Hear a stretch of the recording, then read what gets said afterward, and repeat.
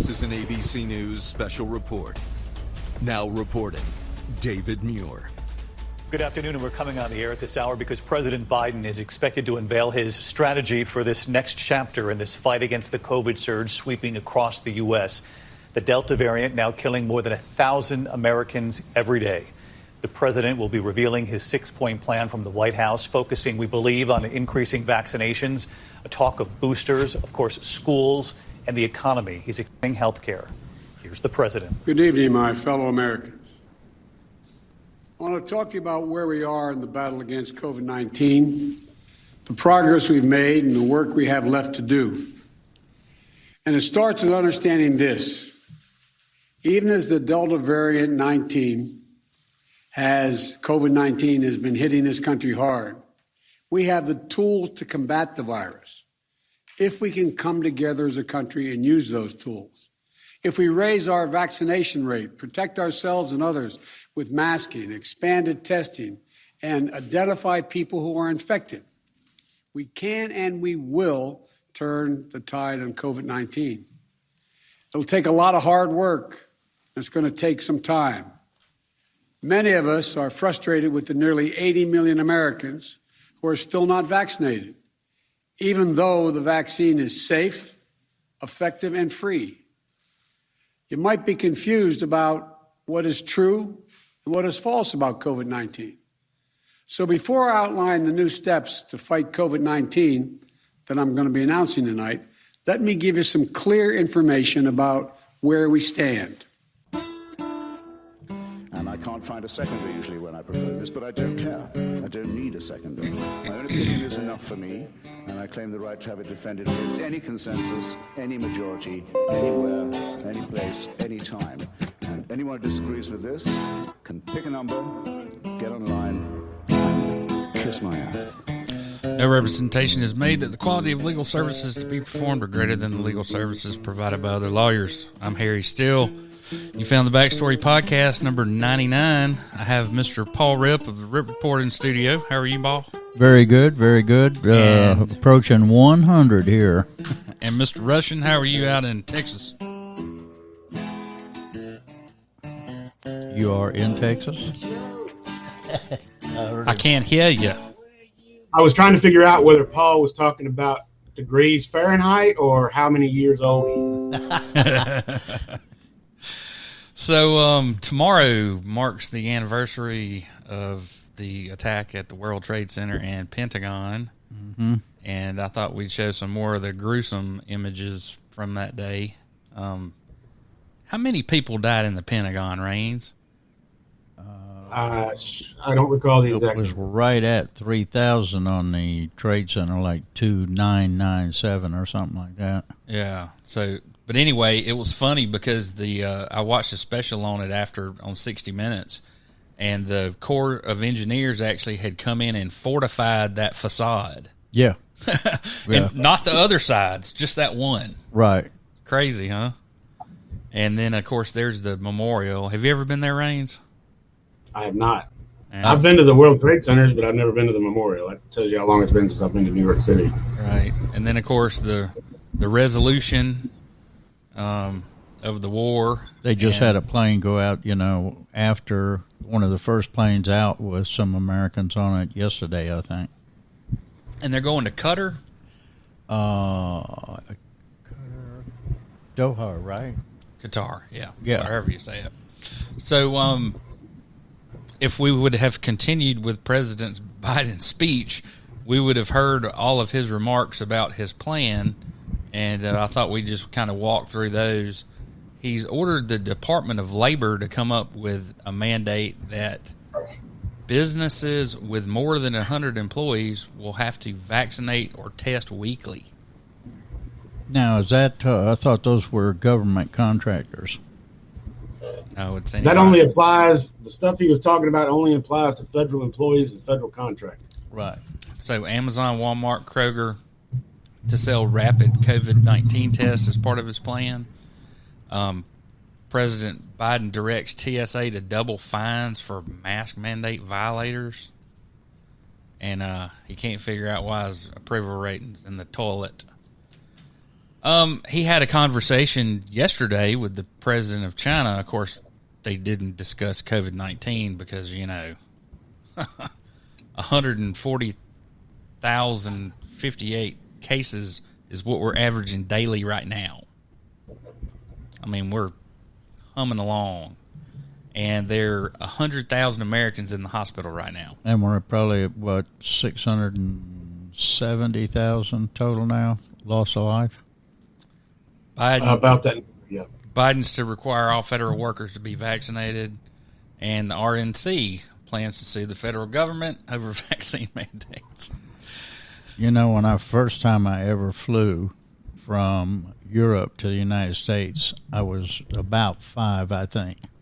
And I remember getting 4 or 5 vaccines. I don't remember anybody telling me I didn't have to have them. The vaccine thing just blows my mind. I just can't understand why people don't understand the health advantage of having that vaccine. I've had the booster I'll now. encapsulate it as best I can for you, Paul. It comes down to the politicization of this pandemic. I'm going to put out a couple of quick little scenarios to let you understand how the right and the left feel about health mandates.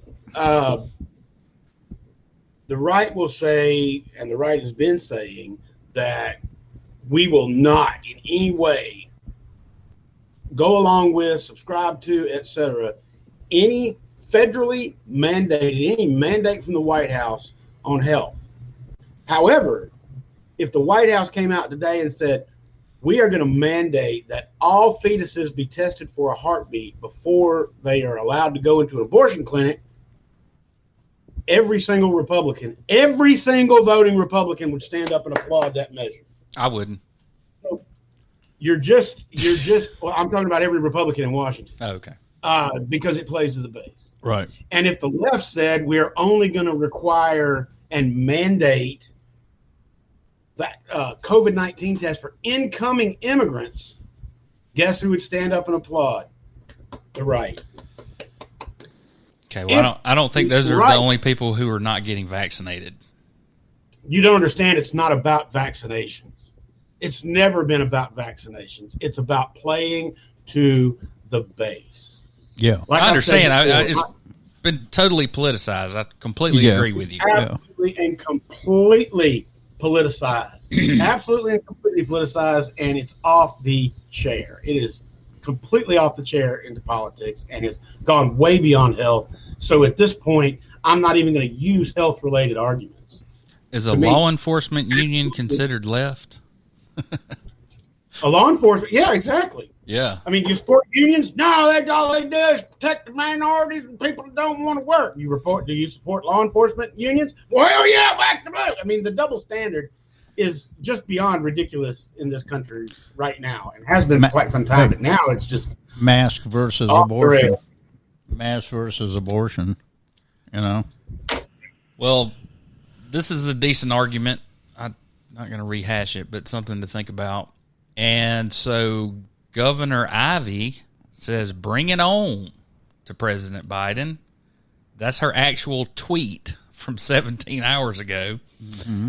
And again, I love Mee Maw. I love that she is the governor. Mee Maw. What I don't is that she has staff that says, hey, let's put out a knee-jerk, real quick pandering response to this. Because nowhere in the President Biden's plan does it say that you as a state entity have to regulate anything. He's talking about federal employees and federal contractors. Right. What does Mee Maw do? She has her staff tweet out, well, we're not going to take that laying down. Goddamn, we're going to get the ghost of Bull Connor and come bring him back. Get the blue helmets out. No, people around here don't like federal mandates, man. They don't like it. And she's been a tremendous advocate for vaccines. Remember, she was on CNN a couple of weeks ago saying these unvaccinated folks effing it up for everybody, for lack of a better word. In the last 60 years, if you've had the governor of your state stand up against federal mandates to keep segregation, raise your hand. Yeah. Right. Don't pull any punches about it. John Merrill also came out and said it was an unjustifiable power grab, and I said he could have just said "D's nuts." Right. You're such an eloquent tweeter. I know. Florida Governor Ron DeSantis files emergency appeal on school mask mandates. I mean, he's saying you can't make these kids wear masks. Talk about political. You were busy setting up the podcast. You probably missed the bit of breaking news that happened just moments ago. What was that? But the state court of appeals has overturned the Second Circuit's ruling on that. On And DeSantis? said that the executive order mandate that DeSantis put out is legal. It didn't say it was right. It just said it was legal. Uh-huh. Well, he might win that one. A lot of executive power in these state constitutions, folks. So the federal strike team is still down here at South Baldwin. The good news is half of Alabamians have had at least one COVID vaccine dose. I took my second dose yesterday, and I can tell you I don't feel very well. That's the second shot blues. Yeah. I felt sore after the booster, but I didn't feel anything on the first Well, time. let me tell you this. This is proof in the pudding right here, and why I went and got the damn thing. 11 times more likely to die if you're unvaccinated. Yeah. Yep. I mean, duh. So I have this weird symptom, and it turns out that it's legit. I found a good bit of stuff people posting online about their damn ears ringing after their vaccine. Oh, my God. My ears If have I'm been, talking loud, that's because my ears are ringing. My ears been ringing since Vietnam. I've gotten used to it. I was going to say, Harry, let's blame it on the vaccine, not on the 40-some-odd years of unear protected dove hunting. Right. And duck hunting, probably more likely. Alabama schools list 8,428 COVID cases in the first full week of reporting. We are still at, let's see, what's the number, Paul? 40.6 million infected in the U.S. with 654,937 deaths. That's a bunch of people. As well as all the people that are presently sick or in the ICU. Yeah, people that had a heart attack or something that need a damn bed. Right. So anyway, the Mu variant is on the move. It's been detected in all 49 states. And that's your current look right now of total infections. Obviously, the more population you have, the more likely you are to be a darker color, because it doesn't seem like any community's immune or any less likely to have a bad outcome. So, hot spots by county, that's last week. That's this week. And Baldwin cases last week and this week. Alabama. So one of the questions is are we plateauing out? And I don't know that that's... I think we're going to have to get from 50% to 70% before we see that. Yeah, so we're 300% over what we were this time last year with school kids, and amid higher numbers of ICU patients, they're going to bring in traveling nurses to fill the gaps, which brings us to what happened in Birmingham. Was it Tuesday night?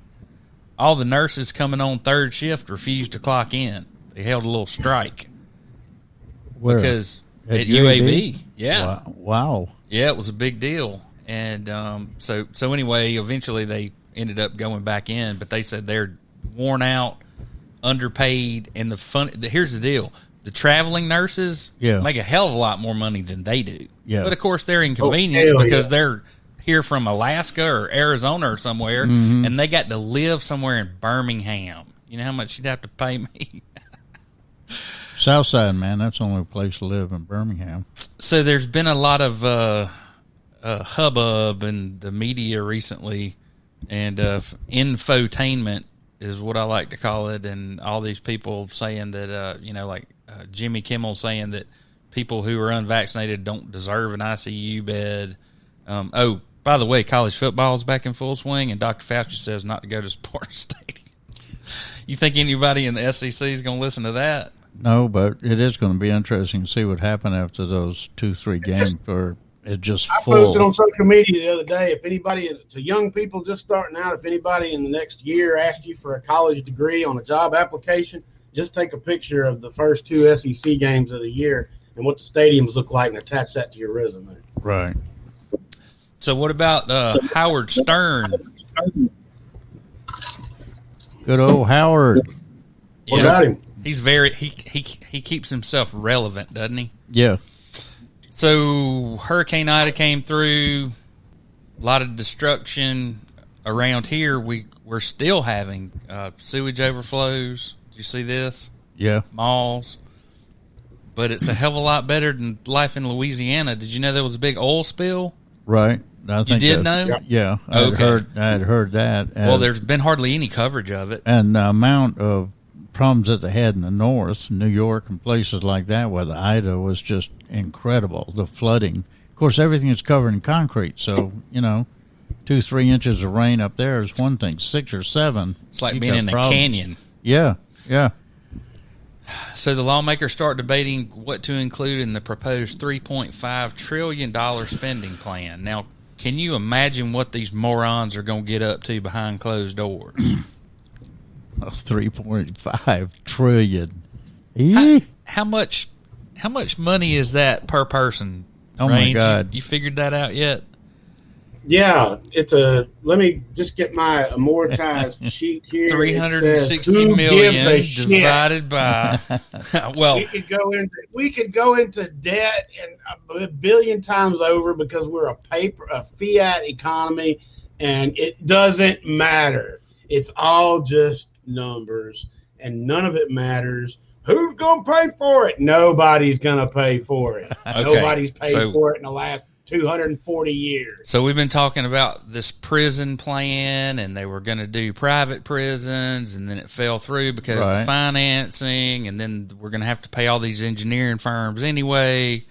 And so what does our legislature come up with? Instead of spending the American Rescue Plan money, like giving it to businesses so they can keep their employees on and that kind of thing, they're going to spend $400 million of it to construct a new prison. A prison? Yeah, well, that's all they can afford for that. But they have plans to build more. Yeah. They're just saying, as a first step, they're going to build a new prison. And I guess whatever district the Speaker of the House is from, that's where it'll go. And that's with a total cost estimated of a $1.2 billion that they need. Yeah. Right? To do them all. Right. So the FBI released several video clips of the guy who left the pipe bombs at the DNC and the RNC. Yeah, they can't figure out who that is. And, I mean, Raines, I thought they had, besides facial recognition, they had something that was really hard to cheat, and that's like they calculate your gait. Like if they have video you walk in before, I mean, they can tell it's you by the length of your legs. Apparently, based on this photo alone, I can tell that whoever planted that pipe bomb looked like they were wearing 11-inch heels. Yeah. Well, I don't know. That may have been a young Elton John posting that.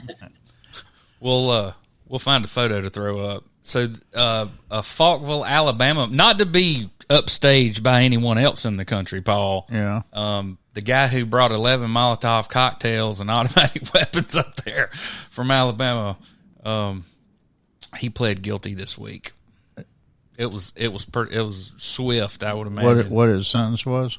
Didn't say. Don't know, but nearly 2/3 of voters think that 9/11 changed America forever. And Raines and I have been saying for years, no, the Patriot Act changed your life forever.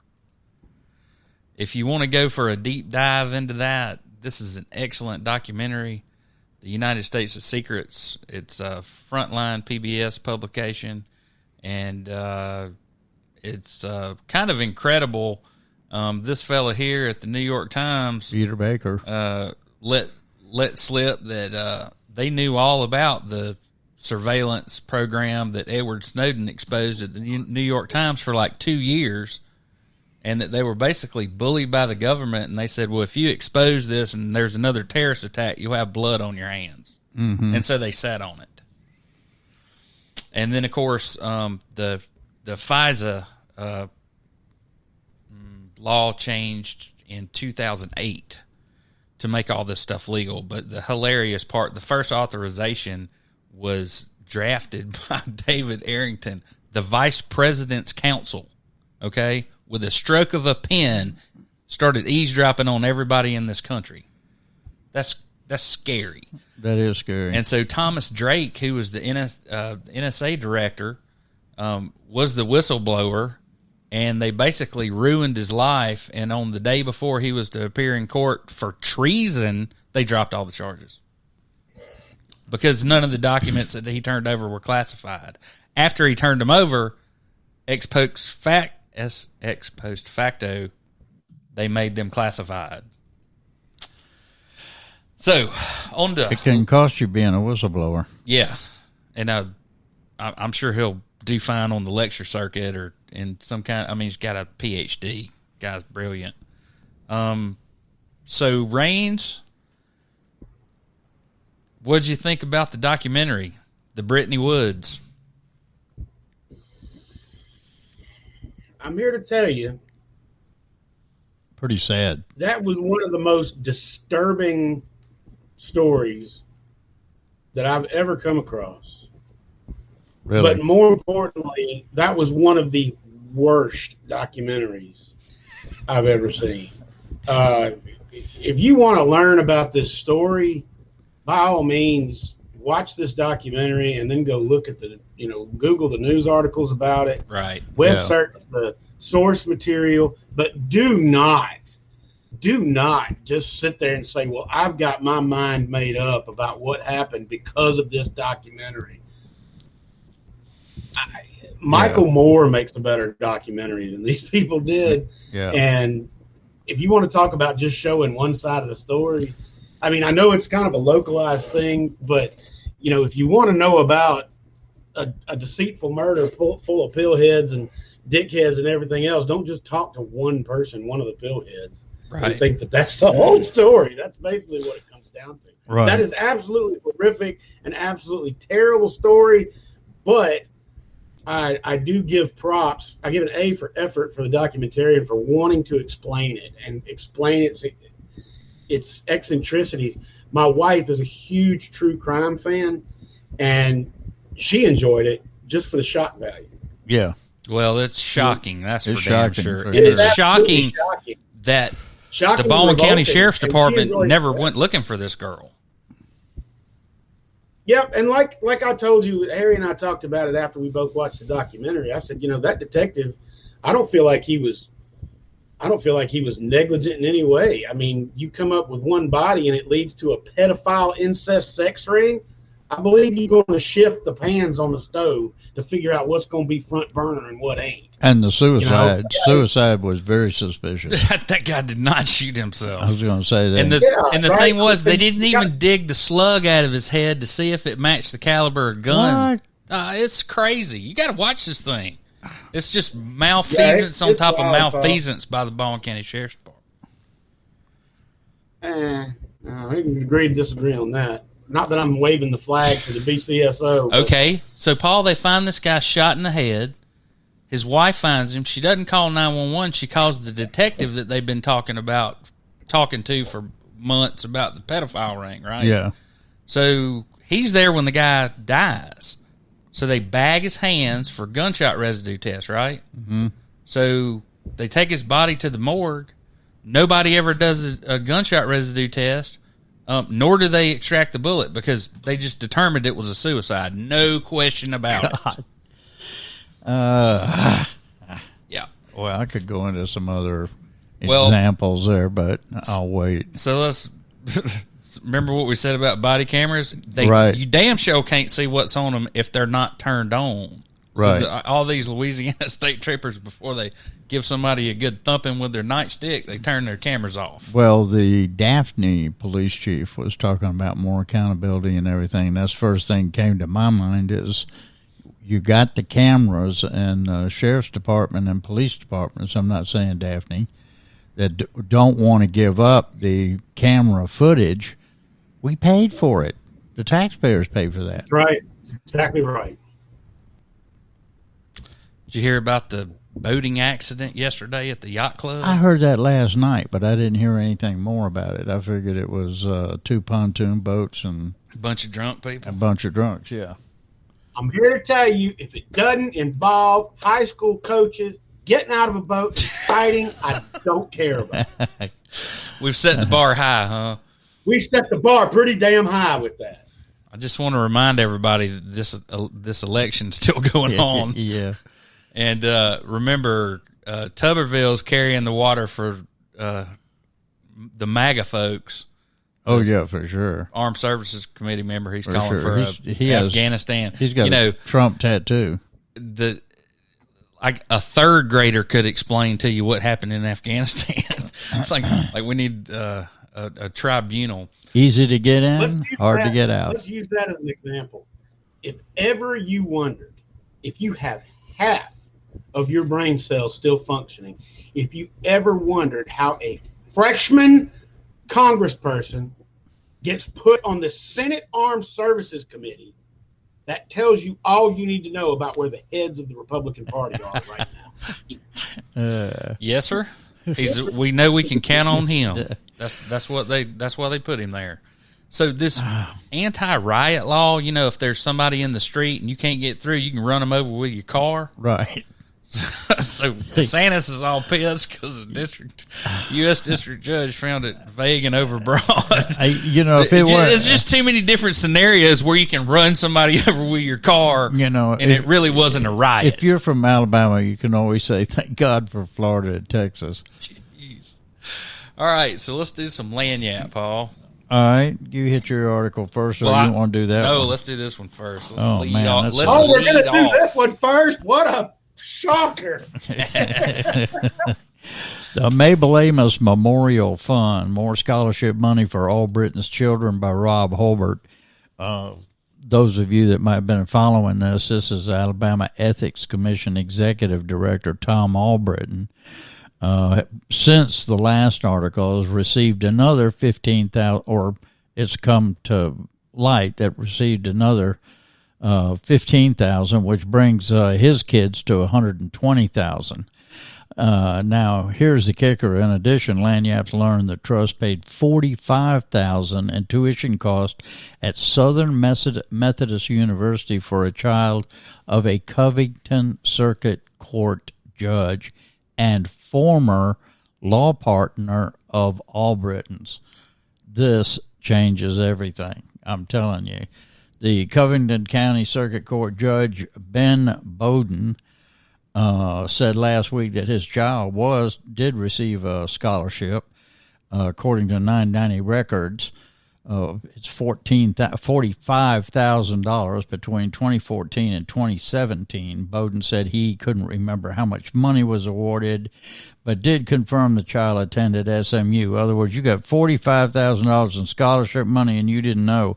Now, these are all Mr. Albritton, the trustee. The other trustee is also a former law partner. This is a former law partner now that's a circuit court judge. So the first thing that comes to my mind is, wait a minute now, I wonder if these lawyers are practicing, the Albritton firm is practicing in front of Judge Ben Bowden.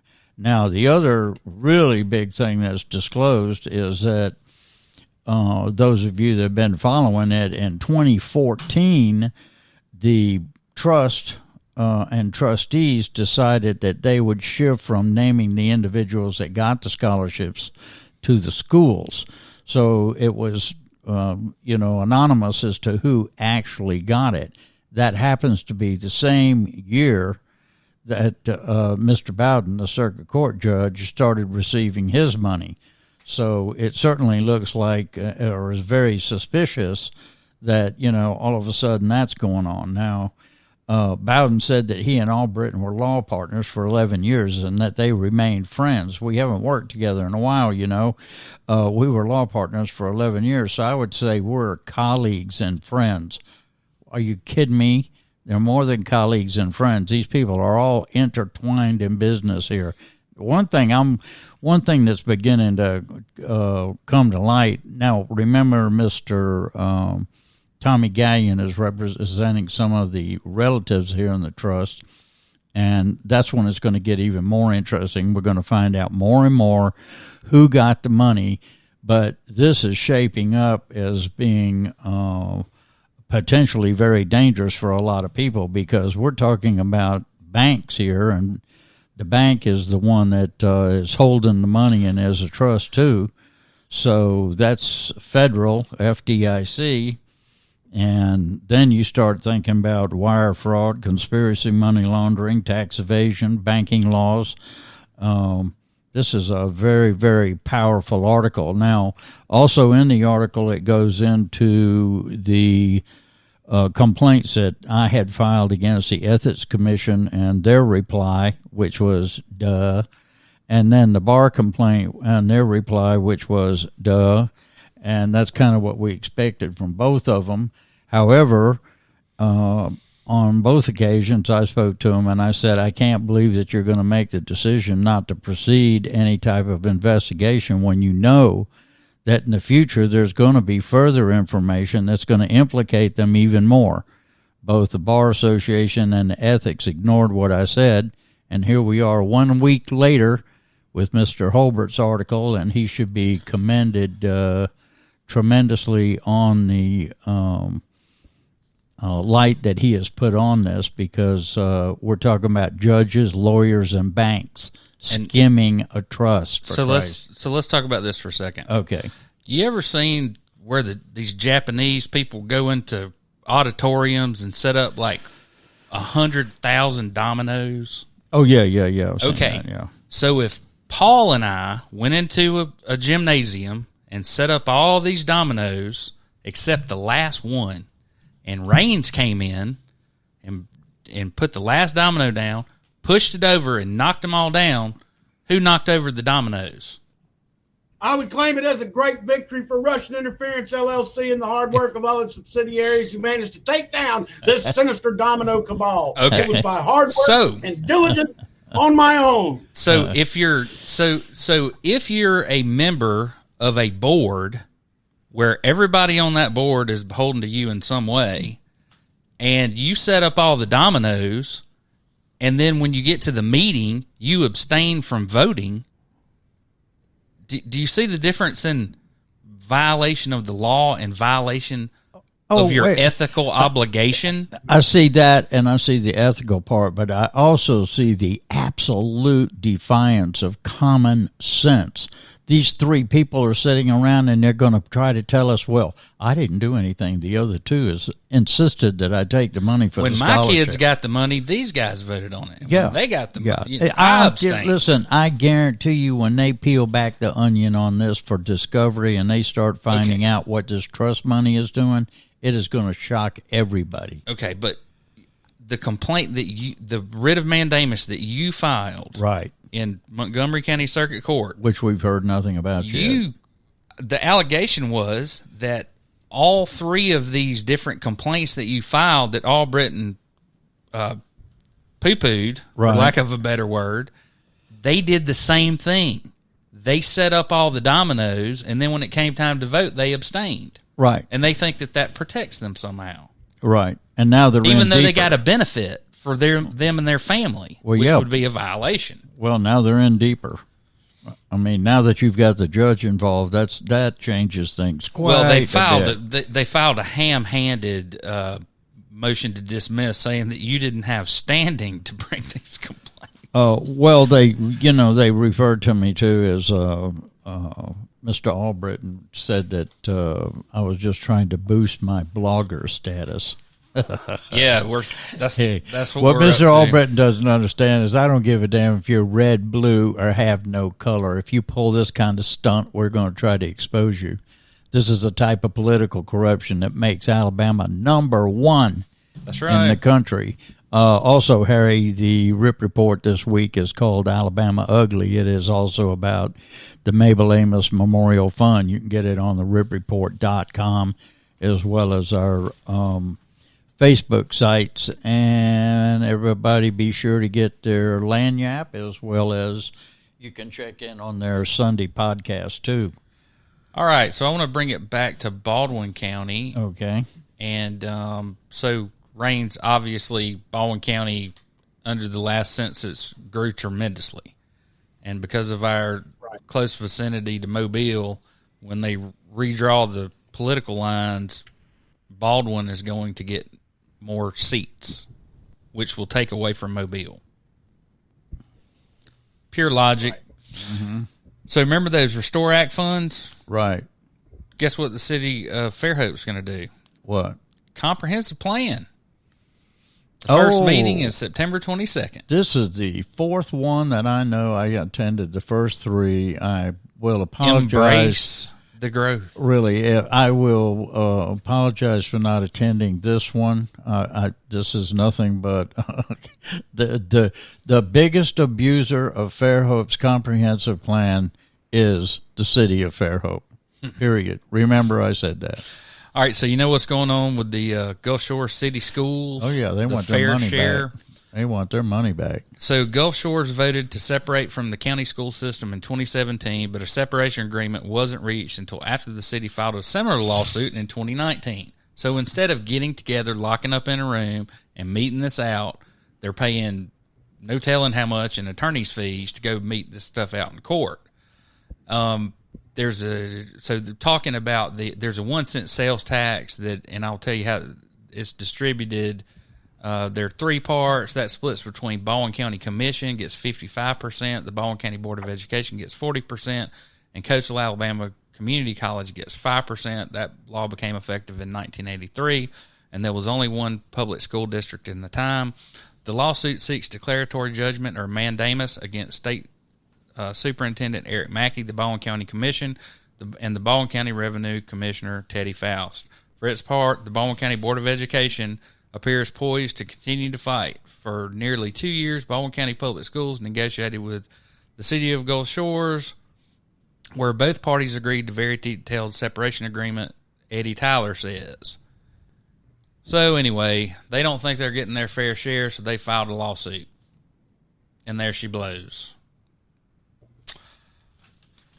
Similarly, in the Robertsdale feeder pattern, 3 other municipalities in Baldwin County may join Spanish Fort and Fairhope in creating their own special school tax district, but it must first pass a September 21st referendum for voters. Earlier this summer, the Education Action Committee submitted a petition of 250 signatures to form a 3 mil tax district in the feeder, I lost my place, in the feeder patterns for Robertsdale, Silver Hill, and Loxley. Well, you can go to the Facebook side, Baldwin County Citizens for Accountability. That's David Peterson. Yeah. And Jeannie Carney, I've seen her on there. They've had a lot of real good information come out about the finances and showing that school district that the taxes are not needed, that they've got additional money in reserves at this time. And at the time that they did it in Fairhope, there was quite a bit of opposition to that. It was just a warm and fuzzy thing to shove through the 3%. So you can look for Fairhope to do it again real soon. And I hope the people in the area affected with this new tax do a little bit of research before they go into that voting booth. And the proposed 3 mil tax equals 30 cents per $100 on all taxable property in the district. Kirby said is expected to average around $7.50 per month for most homeowners, resulting in revenues of as much as $800,000 per year. I'm just quoting an article, dude. No, a mill is 1% taxed on 1,000. I thought. That's what I thought.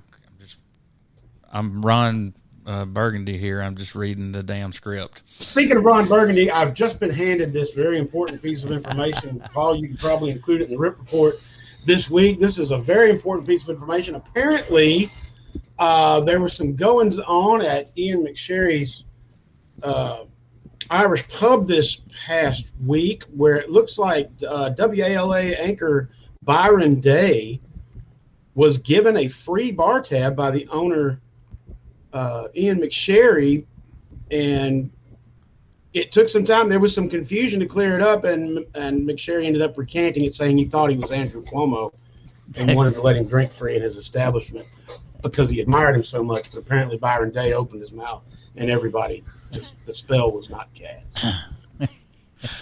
So just months after adding phase 1 of the Mobile River Bridge and Bayway project to their transportation planning documents, the Mobile and Eastern Shore MPOs are asking ALDOT to study a comprehensive simultaneous construction proposal. Here we go again. So while we're doing this over here, spending a bunch of money with our buddies, we need to spend some money over here at the same time. That's what simultaneous means.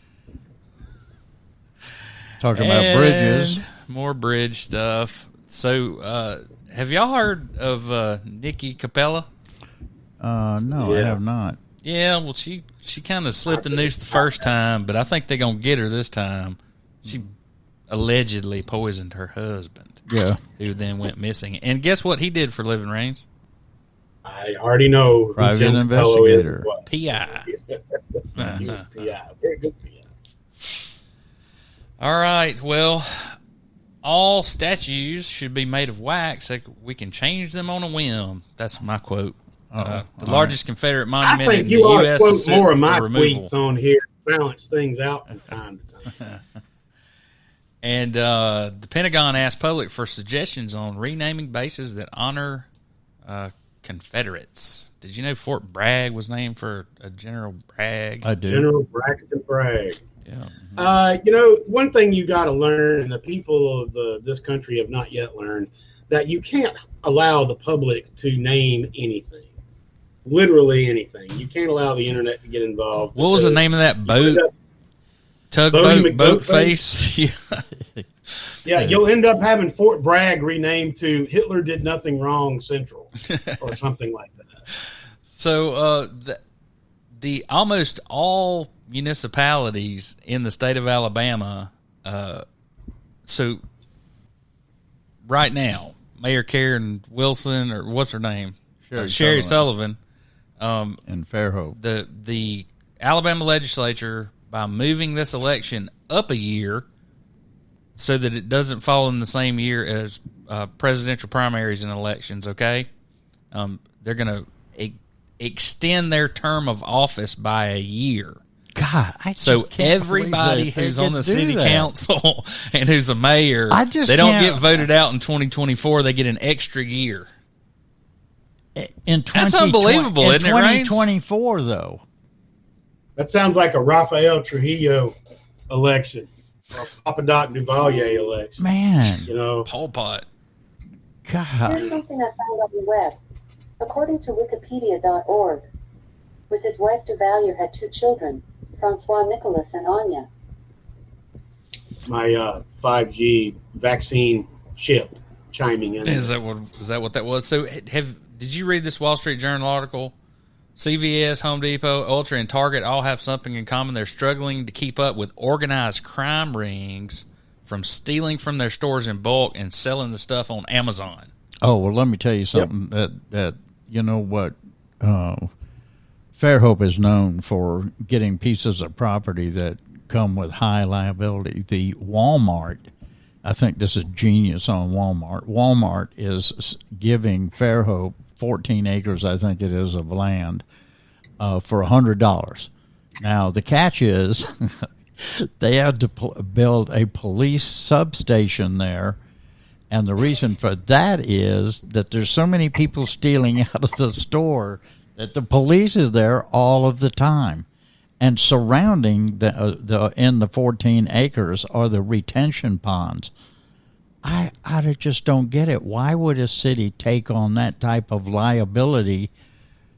The Walmart's trying to give you something, something's wrong right there, okay?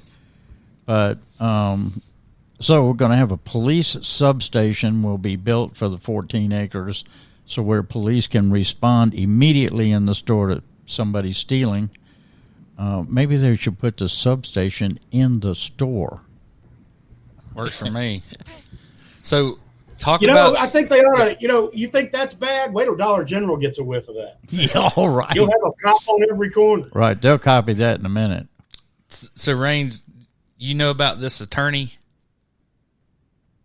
Oh, in yeah. South Carolina. He's gone into rehab now. Well, you talk about something that doesn't pass the smell test. So give me your prognostication. Did he kill his wife and child? Yes. Did he shoot himself in the head? Yes. Okay, we agree. And that coward did a terrible job of it because he didn't have the gumption to end himself. And now he's in rehab, and he's going to give it all up. And I'm going to lay even odds he is going to find his Lord and Savior, Jesus Christ. Oh, yeah. Oh, yeah. Oh, Is yeah. he going to Richard Scritchy himself? Oh, yeah. That's coming. Man. That's coming. Let's hope not. All right. Well, that's it for today, boys. No, not quite. Not quite? What you got? What you got? And I got a couple things, too. Oh, hellfire. Go ahead, Raines. Well, if you didn't know it, one good news out of Texas, the University of Houston has now been admitted to the Big 12, along with BYU, the University of Cincinnati, and somebody else. University of UCF, I think. Was there a vacuum there? The Big 12. Didn't some people leave and go to the SEC, creating a vacuum? Yeah, Texas A&M. All the good teams are fleeing, so they're letting in the B-tier teams. It just reminds me of back when they let Texas A&M in and decided to let Seton Hall in, and poor old Clemson came up and said, "Hey, can we be in the SEC now?" And they were like, "Everybody but you." Everybody but you. So, and also, if you want to see how the sausage is made, let me switch into serious mode for just a second. If you really, really are interested in Alabama politics, anybody out there that's really interested in Alabama politics, I have a gift for you. Matrix LLC is suing Canopy Partners, TMP Interactive, Jeff Pitts, Greg Gilbert, Abigail McIver, April Odom, and a bunch of other fictitious defendants. That lawsuit was filed in Jefferson County up in Birmingham. Mm-hmm. Matrix LLC is the largest and most prolific political fixer in the state. They are a absolutely dark money lobbying PAC political hit squad, and they are suing some other people who broke away from them and started their own business. This lawsuit was filed 2 months ago. It's coming up for hearing, and the discovery phase, if this goes to trial, is going to be groundbreaking. If you want to see how the money moves around in Alabama politics, pay attention to this lawsuit. I don't think there's going to be a whole lot of oxygen. I disagree. This is a rot fight. This is a pride fight between the heads of these businesses. And if they got to open up the books, if one's willing to open up the books, that means they're going all the way. And all that stuff's going to be made, and y'all are going to get to see how the boudin gets cooked down now in Goat Hill. I'm here to tell you. Pay attention to that trial. Matrix LLC is the company. One of them, I wished I worked for them, but I don't. And they are absolutely one of the top. They are the top political fixer in the state. You got a problem, be it a fetus or a full-term dead body, Matrix will take care of it for you. I've never heard that, but I heard they'd run your campaign if you were running for county commissioner or whatever. So what else you got? Well, going back to, first of all, let me just say anybody in Baldwin County that's ever had the displeasure of going to family court and having to put up with Judge Thomason, we'd like to hear from you, and we hope that you are following the first article that was printed August 24th, Loaded Question, where their lawsuit contests a perpetual appointment of Baldwin County Court. This is where Michelle Thomason has been acting as a circuit court judge for almost a decade, and now they're trying to move this into federal court because the state court in Alabama won't do anything. Very, very, very important case. So if you are out there and you've had problems with her, we're trying to compile a list of people that have been involved with that, so let us know. But one thing that I read in a response to the judicial defense motion to dismiss, it reads like this: when a circuit court judge is duly elected, she may be removed at the discretion of the voters after each 6-year term. It is the voter who holds the power under the Constitution, not the presiding circuit court judge. Under Thomason's appointment, there is no termination date. She is not even bound to the 6-year term of office to which all other circuit court judges are subject to. Her appointment is not even conditioned on her election to a district court office. She serves so long as the presiding judge desires or declines to act. Her position as a circuit court judge is of a more permanent nature than any duly elected circuit court judge. She sits in the elected office for an indefinite duration without ever appearing on a single ballot for that office, and that is where you have the disenfranchisement of the voters. None of us elected her to sit as a circuit court judge, and then on top of that, so she's judicially incompetent as well as just being incompetent, period.